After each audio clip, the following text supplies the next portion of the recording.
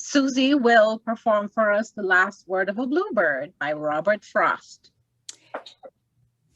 Nikki, I find myself just saying this as I walk along because I'm so ready for spring, but it goes as this.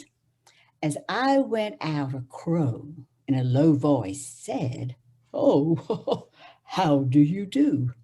I just came to tell you to tell Leslie, will you, that her little bluebird wanted me to bring word that the north wind that blew and made ice on the trough almost made him cough his tail feathers off. He just had to fly. But he sent her goodbye and said to be good and wear her red hood and look for skunk tracks in the snow with an axe and do everything.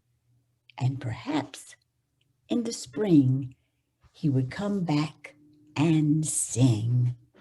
So we're all waiting for that bluebird, okay? That's by Robert Frost, The Last Word of a Bluebird by Robert Frost. Thank you, Suzy. That was wonderful. Now, I understand that Leslie that he's speaking to here was one of Frost's granddaughters. And she actually wrote a book, a memoir about her grandfather. How did you find that, Nikki? Where did you find that? I'm curious because I did not know Googled it. I looked for it, and because I wondered, who is Leslie? You know, I figured it would have been a child or a grandchild, and yes, indeed, it was.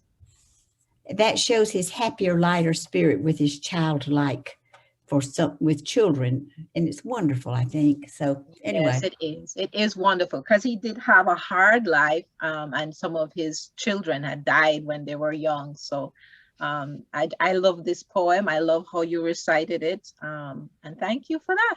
You're welcome. I love saying that. Okay, here's another quote from Maya Angelou for Clarissa. Prejudice is a burden that confuses the past, threatens the future, and renders the present inaccessible. What a wonderful mind.